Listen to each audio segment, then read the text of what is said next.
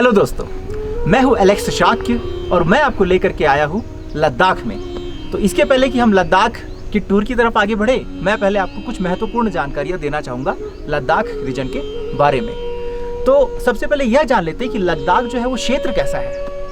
तो ऐसा है कि लद्दाख जो है एक्चुअली एक डेजर्ट एरिया है, डेजर्ट माउंटेनियस एरिया है, जहाँ पर आपको रेगिस्तान ज़्यादा मिलता है। पर ये उस तरह का रेगिस्तान नहीं है जहाँ गर्मियाँ ज़्यादा होती है। ये ठंडा वातावरण वाला एरिया है।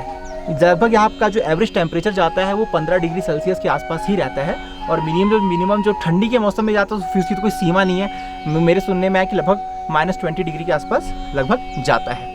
अब ये जो लद्दाख रीजन है साल में सिर्फ 6 महीने ही खुला रहता है। दिसंबर से लेकर के मई के महीने तक ये पूरी तरह से बंद हो जाता है बिकॉज ऑफ विंटर सीजन। इतनी ठंडी पड़ती है कि यहाँ चारों तरफ सिर्फ बर्फ ही जमी हुई होती है। अब लद्दाख एक ऐसा क्षेत्र है जहाँ पर बारिश बिल्कुल ना के बराबर होती है। अब बारिश ना के बराबर होने की वजह से ही यहाँ पर खेती हो नहीं पाती। अब खेती नहीं होती इसलिए जम्मू से सारा सब्जी भाजी ये सब मंगवाना पड़ता है।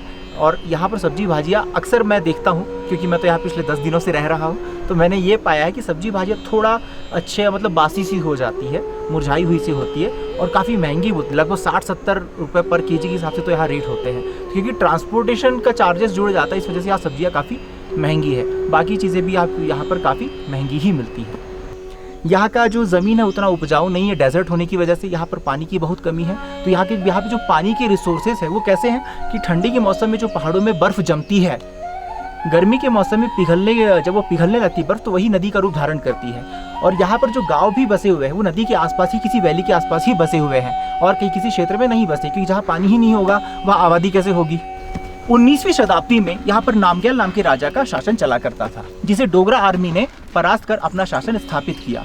फिर हुआ यूँ कि 2019 में 5 अगस्त को सरकार ने 370 धारा जम्मू एंड कश्मीर से हटा करके, जो जम्मू एंड कश्मीर पूर्ण राज्य हुआ करता था, उसने अपनी उपाधि खो दी और ये 2 यूनियन टेरिटरी में विभाजित हो गया। एक हो गया लद्दाख यूनियन टेरिटरी और एक हो गया Jammu and Kashmir union territory.